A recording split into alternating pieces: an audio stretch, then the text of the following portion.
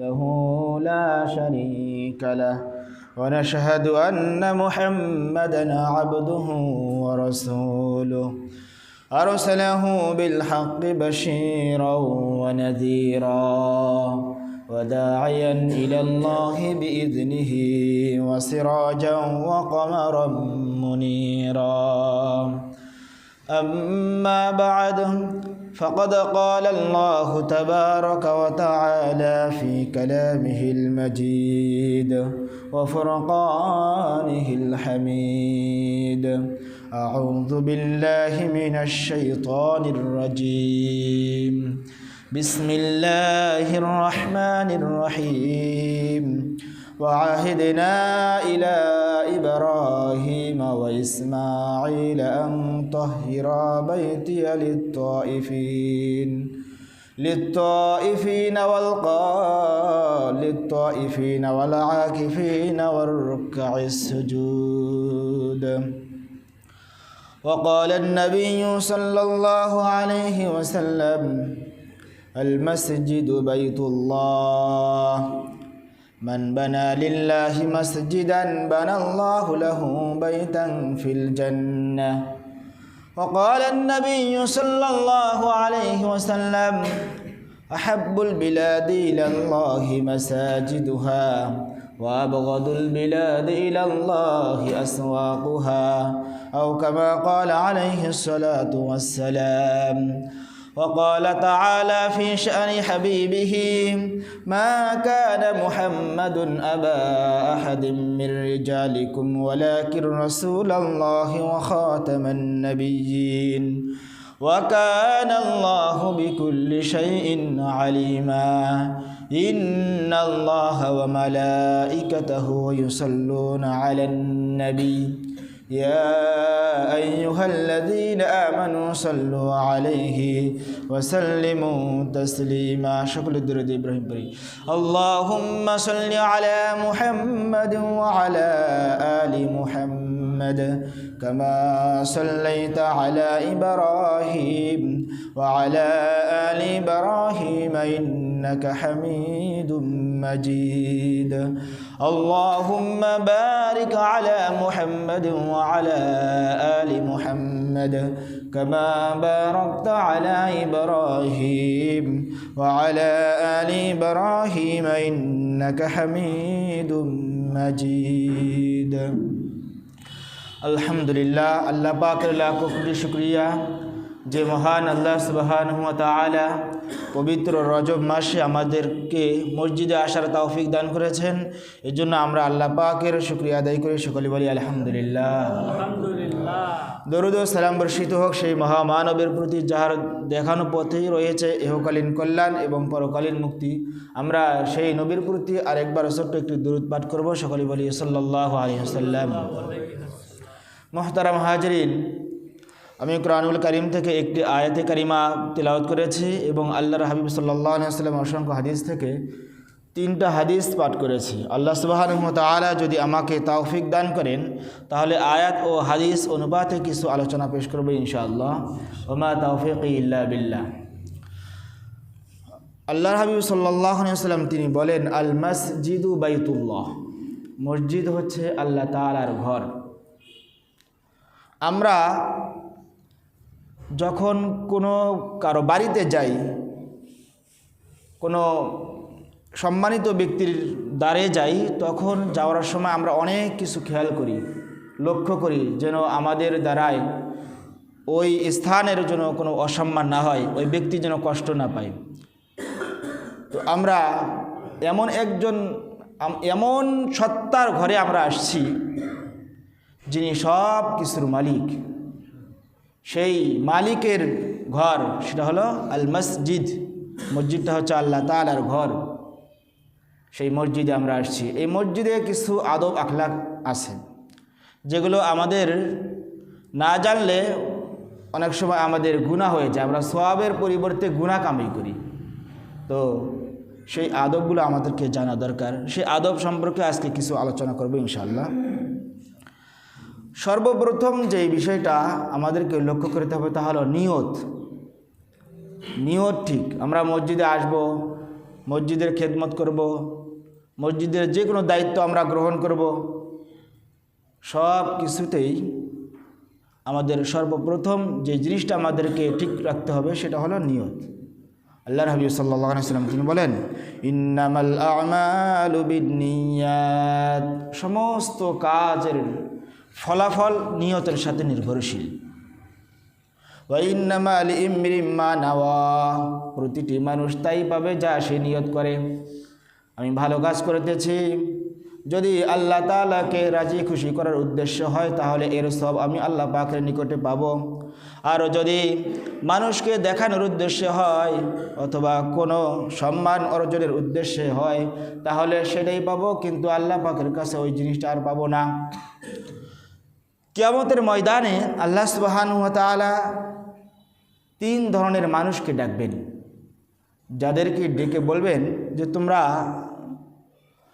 কিভাবে এই আমলগুলো করেছো। তার মধ্যে একটা কাজ হলো যে ব্যক্তি ভালো কাজ করেছে, দান খয়রাত করেছে, আল্লাহ পাক রব্বুল আলামিন কিয়ামতের ময়দানে তাকে ডেকে বলবেন যে আমি তোমাকে যে সম্পদ দিয়েছিলাম সেই সম্পদগুলো তুমি কিভাবে ব্যয় করেছো।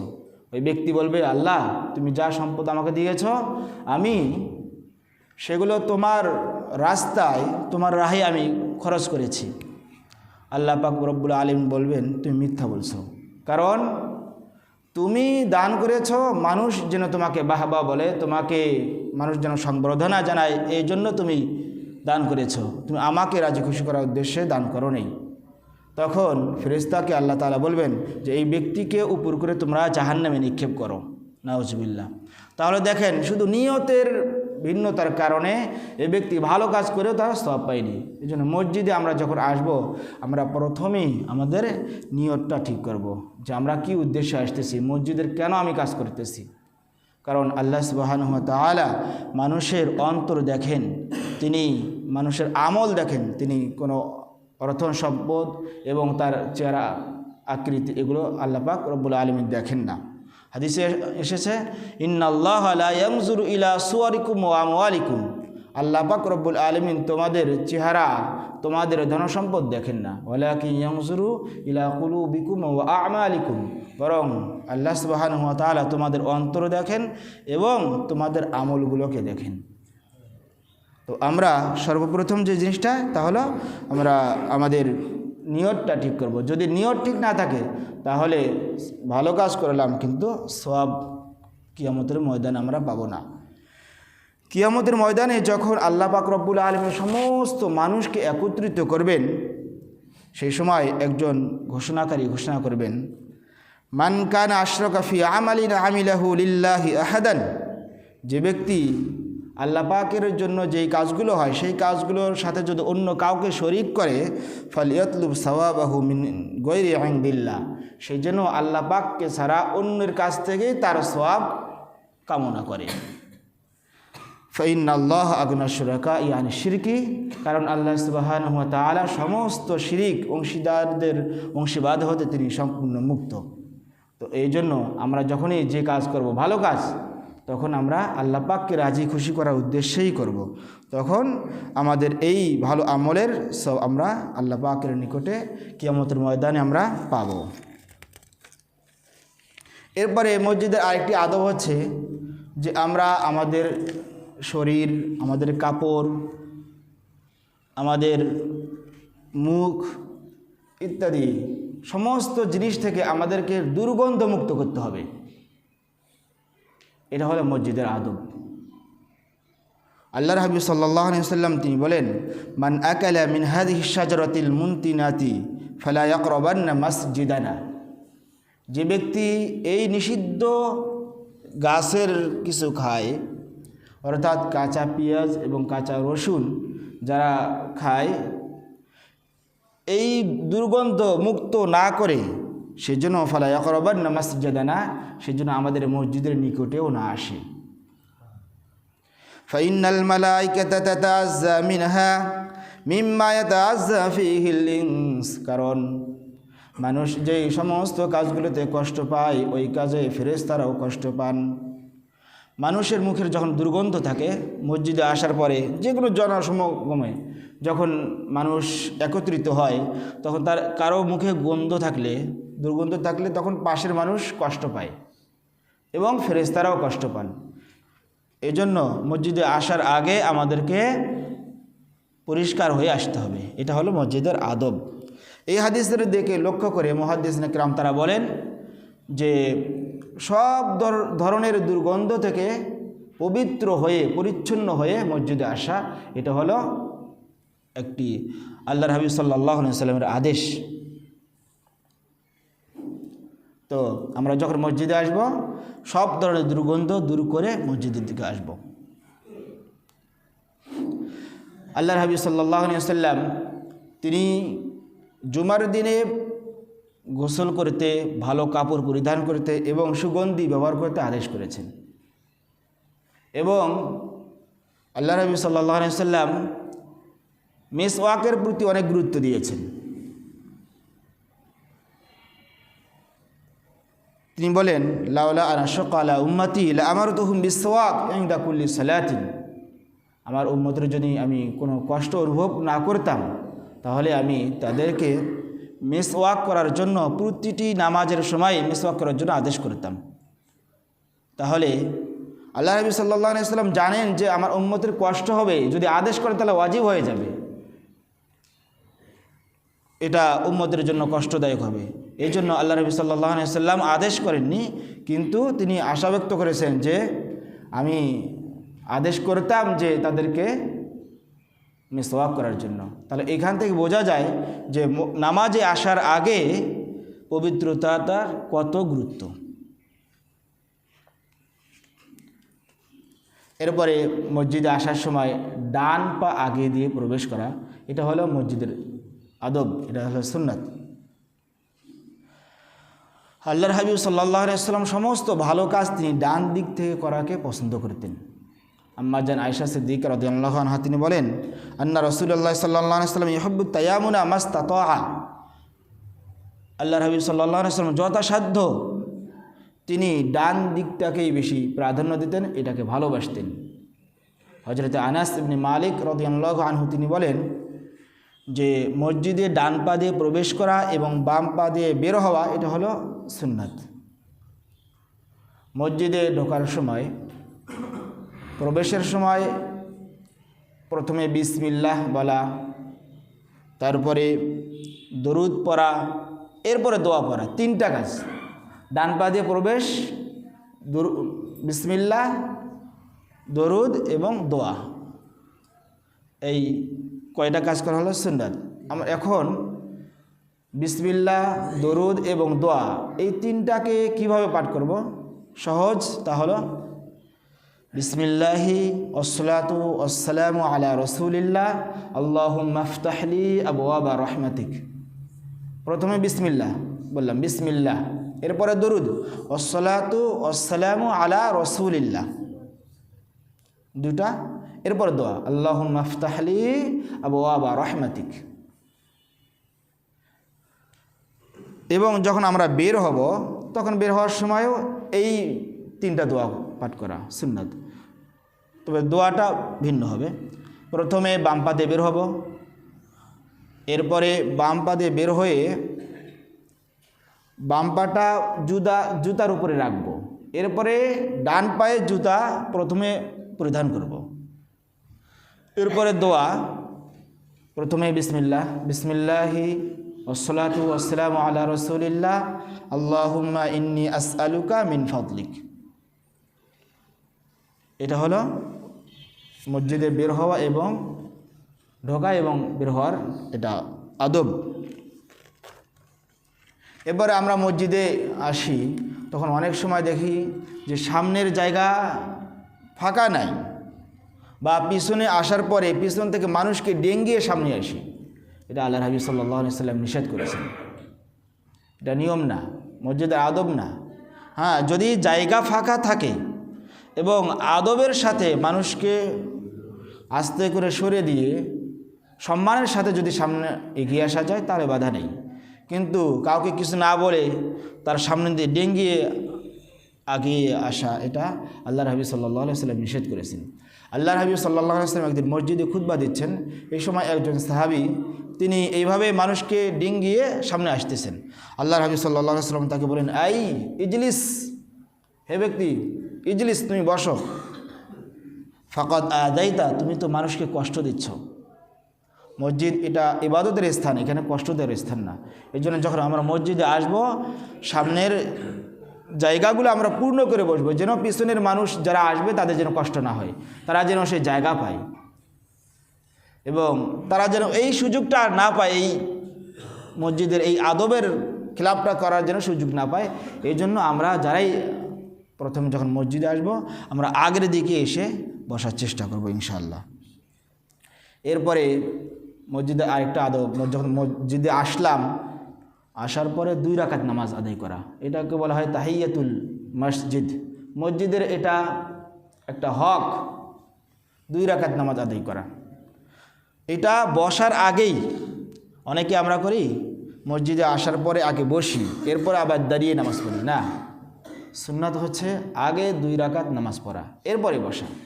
কারণ আল্লাহ হাবিব সাল্লাল্লাহু আলাইহি ওয়াসাল্লাম বলেন, ইযা দাখালা আহাদুকুমুল মসজিদ, যখন তোমাদের কেউ মসজিদে প্রবেশ করবে, ফালিয়ারকা রাকাতাইনি, সেজন্য 2 রাকাত নামাজ পড়ে নেয়, ক্বাবলা আন ইয়াজলিসা, বসার পূর্বেই। তাহলে বসার আগেই আমাদেরকে ওই 2 রাকাত নামাজ আদায় করতে হবে। এটা হলো সুন্নাত এবং এটা মসজিদের একটা হক। আমরা অনেক সময় পাই, কিন্তু আমরা নামাজ পড়ি না, এসে বসে যাই, অন্য কোনো কাজে ব্যস্ত হই না। নিয়ম হলো প্রথমে আসার পরেই 2 রাকাত তাহিয়াতুল মসজিদ আমরা আদায় করব। এটা হলো মসজিদের একটা হক। এরপরে মসজিদে যতক্ষণ থাকব ততক্ষণ আমরা ওযু অবস্থায় থাকব এবং অনর্থক কোনো কথাবার্তা বলবো না, দুনিয়াবি কোনো কথাবার্তা বলবো না। আল্লাহর হাবিব সাল্লাল্লাহু আলাইহি ওয়াসাল্লাম বলেন যে ফেরেশতাগণ মুসল্লির জন্য দোয়া করতে থাকেন যখন তার সেই নামাজের স্থানে বসে থাকে। যতক্ষণ এই দোয়া ফেরেশতারা তার জন্য আল্লাহ পাকের কাছে ক্ষমার প্রার্থনা করতে থাকেন এবং তার জন্য রহমতের দোয়া করতে থাকেন। কতক্ষণ? যতক্ষণ ওই ব্যক্তি করে বসে থাকবে এবং তার ওযু যতক্ষণ আছে, ওঠার আগ পর্যন্ত, মসজিদ থেকে বের হওয়ার আগ পর্যন্ত ফেরেশতা তার জন্য দোয়া করতেই থাকেন। সেই দোয়াটা কি? আল্লাহুম্মা গফির লাহু, আল্লাহুম্মা রহমহু। ফেরেশতারা এই দোয়া করে, আল্লাহুম্মা, হে আল্লাহ, ইগফির লাহু, আপনি এই বান্দাটাকে ক্ষমা করে দিন। সুবহানাল্লাহ। আল্লাহুম্মা, হে আল্লাহ, ইরহামহু, তুমি এই বান্দাটাকে রহমত করো। তাহলে মসজিদে আসলাম, আসার পর বসে আছি, নামাজ না পড়লেও নামাজের সওয়াব। ইনতাজারুস সালাতু হুয়াস সালাহ, হাদিসে আসছে যে নামাজের অপেক্ষায় থাকা এটাও নামাজেরই সওয়াব। সুবহানাল্লাহ। তাহলে মসজিদে আসে কোনো ধরনের আমরা অনর্থক কথা বলবো না। হযরতে হাসান বসরি রহমতুল্লাহ আলাইহি তিনি মুরসাল সূত্রে একটি হাদিস বর্ণনা করেন। আল্লাহর নবী সাল্লাল্লাহু আলাইহি ওয়াসাল্লাম বলেন, এমন একটা জামানা আসবে যে সময় মানুষেরা মসজিদে বসে দুনিয়াবি কথা বলবে। আল্লাহর নবী সাল্লাল্লাহু আলাইহি ওয়াসাল্লাম বলেন, ফালা তুজালিসুহুম, তোমরা তাদের নিকটে বসবে না। যারা দুনিয়াবি কথা বলবে মসজিদে বসে, তোমরা তাদের কাছে বসবে না। ফালা তুজালিসুহুম, তোমরা তাদের কাছে বসো না। ফালাইসা লিল্লাহি ফীহিম হাজাতুন, এই ব্যক্তিগুলোর সম্পর্কে আল্লাহ পাকের সাথে কোনো সম্পর্ক নেই। আল্লাহ পাকের এই ব্যক্তিদের কোনো দরকারই নেই। কত মারাত্মক একটি ধমকি কথা, যে মসজিদে আসলাম ইবাদত করার উদ্দেশ্যে, কিন্তু আল্লাহ বলতেছেন যে আল্লাহর সাথে তার কোনো সম্পর্কই নেই। তাহলে মসজিদে আদব যদি আমাদের ঠিক না থাকে, তাহলে আসলাম ঠিক ইবাদত করতে, কিন্তু আল্লাহ পাকের রিজামন্দি হাসিল না হয়ে বরং তার নারাজগিকে আমরা অর্জন করে চলে যাই। এই জন্য মসজিদে এসে দুনিয়াবি কোনো কথাবার্তা হবে না। আমরা আসবো এবং জিকির আজকার করব। মসজিদ হলো ফিহা ইযকুরু ইসমুল্লাহি ফিহি কাসীরা, ইযকুরু ফিহা ইসমুল্লাহি কাসীরা। কোরআনে আসছে যে মসজিদে বেশি বেশি আল্লাহ পাকের জিকির হবে। এটা জিকিরের জায়গা, নামাজের জায়গা, কোরআন তেলাওয়াতের জায়গা। দেখেন মসজিদে যে বেশি বেশি জিকির হয়, আজান হয়, আজানের প্রথম বাক্য কি? আল্লাহু আকবার, তাই না? প্রথমে কি কার নাম? আল্লাহর নাম, আল্লাহ পাকের জিকির। আজানের শেষে কি লা ইলাহা ইল্লাল্লাহু, লা ইলাহা ইল্লাল্লাহ, ইল্লা এরপরে লাস্টে কি আছে আল্লাহ। তাহলে আজানের শুরু আল্লাহ, আজানের শেষেও আল্লাহ। এরপরে আমরা কি করি, নামাজ পড়ি। নামাজের সর্বপ্রথম যে আমরা তাকবীর দিয়ে নামাজে প্রবেশ করি সেটাও কি আল্লাহু আকবার, এখানে আল্লাহ পাকের নাম। আমরা রুকুতে যাই, রুকুতে যাওয়ার পরে সুবহান রব্বিয়াল আলা, সুবহান রব্বি, রব্বি আল্লাহ পাকের নাম, আল্লাহ পাকের প্রশংসা আদায় করছে, এখানেও রব্বি আমার প্রতিপালক। আবার যখন রুকু থেকে উঠতেছি সামি আল্লাহু লিমান হামিদা, সামি আল্লাহ, এই যে আল্লাহ শব্দ। সিজদাতে যাচ্ছে সেখানে সুবহান রব্বিয়াল আলা, এই যে রব্বি আছে। এভাবে প্রতিটি স্থানেই আল্লাহ পাকের জিকির আছে। আমরা নামাজ শেষ করতেছি আসসালামু আলাইকুম ওয়া রাহমাতুল্লাহ, এই লাস্টে আল্লাহ।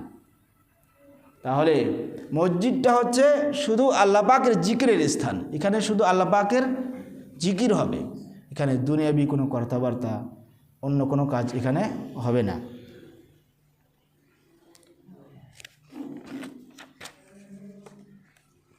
এরপরে মসজিদের আরেকটি আদব হচ্ছে মসজিদ পরিষ্কার পরিচ্ছন্ন রাখা। আল্লাহ পাক রব্বুল আলামিন দুইজন নবীকে আদেশ করেছেন মসজিদকে পরিষ্কার করার জন্য।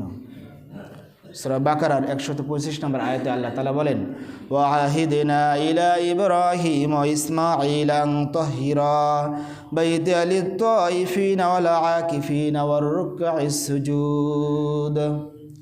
আল্লাহ তাআলা বলেন, আমি ইব্রাহিম এবং ইসমাঈল এই দুজনকে আমি আদেশ করলাম, আন তাহিরা বাইতিয়া, তোমরা দুইজন আমার ঘরকে পবিত্র করো। ওই ব্যক্তিদের জন্য লিত-তাইফিন, যারা এই ঘরের তাওয়াফ করবে, ওয়াল আকিফিন, এবং ইতিকাফ করবে, ওয়ার রুকআইস সুজুদ, এবং যারা রুকু সিজদা করবে, এদের জন্য তোমরা দুইজন মসজিদটাকে পবিত্র করো। এখন মসজিদ তো সব মসজিদ আল্লাহ পাকের, কারণ সূরা জিনের মধ্যে আল্লাহ তাআলা বলেন, ওয়া আন্নাল মাসাজিদা লিল্লাহি ফালা তাদউ মাআল্লাহি আহাদা, ওয়া আন্নাল মাসাজিদা, নিশ্চয়ই মসজিদগুলো, এখানে মসজিদ এক বচন শব্দ ব্যবহার করেনি, আল্লাহ পাক মাসাজিদ ব্যবহার করেছে, মানে বহু বচন। তাহলে মসজিদ তো বাইতুল্লাহ একটা মসজিদ, মদিনার মসজিদ, মসজিদে নববী, তাহলে দুইটা, তাহলে মসজিদানে হতো, কিন্তু মসজিদানে শব্দ আল্লাহ পাক রব্বুল আলামিন কোরআনে ব্যবহার করেননি, তিনি মাসাজিদ ব্যবহার করেছেন। মাসাজিদ এটা বহু বচনের শব্দ, মানে সমস্ত মসজিদ এগুলো আল্লাহ পাকের। ফালা তাদউ, তোমরা ডেকো না, মা আল্লাহি আহাদা, আল্লাহ পাকের সাথে অন্য কাউকে। মসজিদে আসার পরে তোমরা আল্লাহ পাকের কাছে চাও, কোনো ধরনের শিরিক করো না, তার সমস্ত মসজিদ আল্লাহ পাকের। সুতরাং মসজিদ পরিষ্কার করা এটা আল্লাহ পাক রব্বুল আলামিন নবীদেরকে আদেশ করেছিলেন। সুতরাং এই কাজটা কোনো ছোটো কাজ না, এটা অনেক বড় একটি মহত্তর একটি কাজ। হযরত আয়েশা সিদ্দিকা রাদিয়াল্লাহু আনহা তিনি বলেন, আমারও রাসূলুল্লাহ সাল্লাল্লাহু আলাইহি ওয়াসাল্লাম বিনাইল মসজিদ ফিদ্দুর, আল্লাহ নবী সাল্লাল্লাহু আলাইহি ওয়াসাল্লাম মহল্লায় মহল্লায় মসজিদ নির্মাণ করার অনুমতি দিয়েছেন। ওয়ান তুনাজ্জাফা, এবং এই মসজিদকে পরিচ্ছন্ন রাখার জন্য আদেশ করেছেন। অত তৈয়বা, এবং মসজিদে সুগন্ধি ব্যবহার করতে, সুগন্ধি লাগানোর জন্য আদেশ করেছেন। আরেক হাদিসে এসেছে, হাদিসটা হচ্ছে ইবনে মাজার 55 নম্বর হাদিস।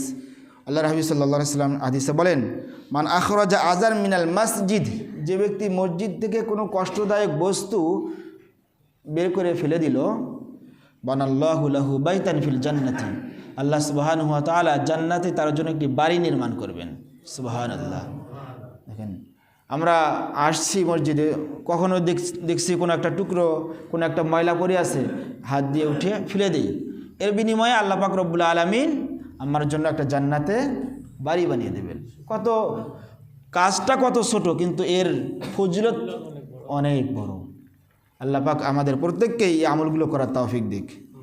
এরপর আমরা মসজিদে আসি, মসজিদে আসার সময় দেখা যায় ইমাম সাহেব রুকুতে যাচ্ছেন, রুকু শুরু করবেন, এই সময় রুকু ধরার জন্য মুসল্লি দৌড়িয়ে আসে, এটা আদব না। আদব হচ্ছে ধীর স্থিরভাবে আসা, আসার পরে যা পাবো তাই আদায় করবো, আর যা পাবো না এটা পরে পূর্ণ করে নেব।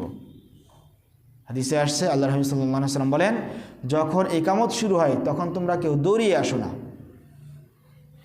তোমরা ধীর স্থিরভাবে আসো, আসার পরে যা পাবে তা পড়বে, আর যা পাবে না তা তোমরা পরে পূরণ করে নেবে। ইদা আতাইতুমুস সালাতা, যখন তোমরা নামাজে আসবে, ফাআলাইকুম বিসাকিনাহ, তখন তোমাদের জন্য ধীরস্থিরতা অবলম্বন করা আবশ্যক। ফামা আদরাকতুম ফাসাল্লু, এরপরে তোমরা যা পাবে, ফাসাল্লু, সেই নামাজটা তোমরা পড়বে।